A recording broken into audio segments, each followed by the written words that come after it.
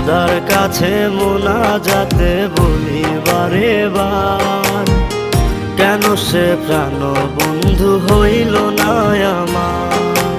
খোদার কাছে মোনাজাতে বলি বারে বার, কেন সে প্রাণ বন্ধু হইল না আমার।